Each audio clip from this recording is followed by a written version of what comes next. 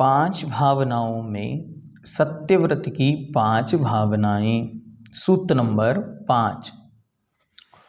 क्रोध, लोभ, भीरुत्व, हास्य, प्रत्याख्यानान्य, नुवीची, भाषणम च पंच। क्रोध, लोभ, भीरुत्व, हास्य, प्रत्याख्यानान, नुवीची, भाषणम च पंच। क्रोध, लोभ, भीरुत्व, हास्य, प्रत्याख्यानानि। अब ये प्रत्याख्यान शब्द जो है वह बहुवचन के रूप में यहाँ प्रयोग हुआ, तो यह प्रतीक के साथ लगाना। कैसे? तो क्रोध प्रत्याख्यान, लोभ प्रत्याख्यान, भीरुत्व प्रत्याख्यान और हास्य प्रत्याख्यान। प्रत्याख्यान शब्द का अर्थ है त्याग, छोड़ना। तो क्या क्या छोड़ना? तो क्रोध त्याग, लोभ त्याग, भय का त्याग, हास्य त्याग। च और अनुवीची भाषणम।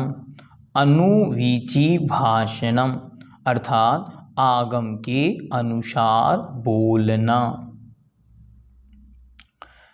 अब यहाँ पे सत्य की बात हो रही है, तो आचार्य कहते हैं असत्य किन किन निमित्तों से बोला जाता है?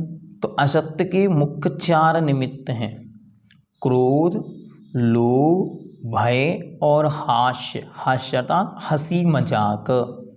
तो सबसे पहले क्रोध प्रत्याख्यान अर्थात गुस्से में नहीं बोलना, क्योंकि कई बार गुस्से में जीव सत्य के स्थान पर असत्य प्रलाप करता है, इसीलिए उन्होंने कहा गुस्से में नहीं बोलना। दूसरे नंबर पर लोभ प्रत्याख्यान।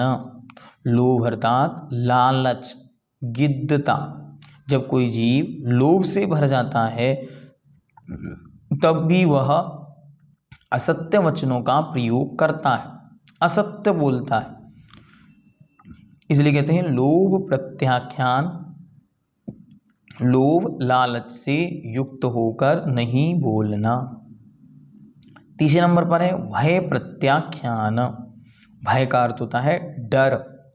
डर में आकर भी जीव, दबाव में आकर जीव असत्य बोल देता है, इसलिए आचार्य कहते हैं कि वहाँ पर भी बचने का प्रयास करे, अर्थात असत्य संभाषण ना करे। डर जब हो तब बात ना करे तो असत्य नहीं होगा, इसलिए भय प्रत्याख्यान। और चौथा का हास्य। हास्य अर्थात हंसी।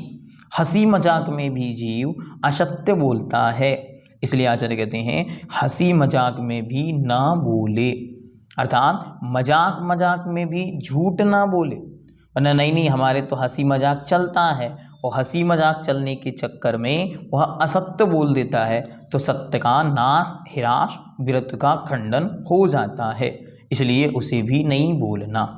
तो पहला 4 चीज़ें छोड़नी है: क्रोध प्रत्याख्यान, लोभ प्रत्याख्यान, भय प्रत्याख्यान और हास्य प्रत्याख्यान। और ग्रहण क्या करना है? तो अनुवीची भाषणम। अनुवीची भाषणम से आश्रय क्या है? आधार सहित बोलना। ऐसा नहीं कुछ भी बोल रहे हैं, जिसे कहते हैं बकवास या बकवाद या व्यर्थ प्लाप, ऐसा नहीं बोलना, अपितु अच्छी तरह आधार से सहित बोलना। दूसरा कहते हैं आगम के अनुसार बोलना।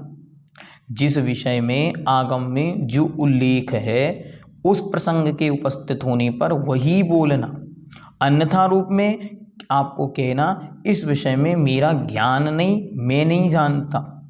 और तीसरा कहते हैं और प्रसंग के अनुसार बोलना, जहाँ जो प्रसंग है तद अनुसार कथन करना। इससे क्या होगा? इससे अनावश्यक बोल नहीं होगा। जब प्रसंग से अन्यत्र बात होती है तो जीव यदवा तदवा बहुत बोलने लगता है, लेकिन जब उसे कहा जाए कि नहीं आपको मात्र इस प्रसंग पर बोलना है, जिसे कहते हैं topic wise speaking, communications skills, जिसे आलाप पद्धति में नए पद्धति के माध्यम से समझाया कि जहाँ जिस चीज़ की आवश्यकता है तद अनुसार उसे बोलना, अन्यथा प्रवृत्ति नहीं करना। इससे क्या होगा, इससे सत्य वचन मजबूत बनेगा, सत्य व्रत मजबूत होगा, आपकी प्रामाणिकता स्थापित होगी कि इन व्यक्ति से जब भी बात करो ये एक परफेक्ट आंसर देते हैं। ये तत्वार्थ सूत्र का 7वां अध्याय ये हमारी जीवन की एक चर्या है, एक आचरण है। ये अध्याय हमको ये बतलाता है हमें कैसे कैसे रहना है। The act of life, the art of life और द पार्ट ऑफ लाइफ, एक प्रकार से एक पर्सनालिटी डेवलपमेंट की क्लास चल रही है, ऐसा हमको मानना। पहले अहिंसा के रूप में स्थिरता ला रहे हैं, अब सत्य के रूप में इन 5 भावनाओं को अच्छी तरह बनाना है, मजबूत करना है। क्रोध नहीं करना है, क्रोध में बोलना नहीं है। लोभ में अर्थात लालच से भरे विचारों से नहीं बोलना है, और भय डर में नहीं बोलना। हास्य प्रत्याख्यान अर्थात हंसी मजाक में भी नहीं बोलना। और अंत में कहते हैं अनुवीची भाषणम अर्थात आगम के अनुसार बोलना।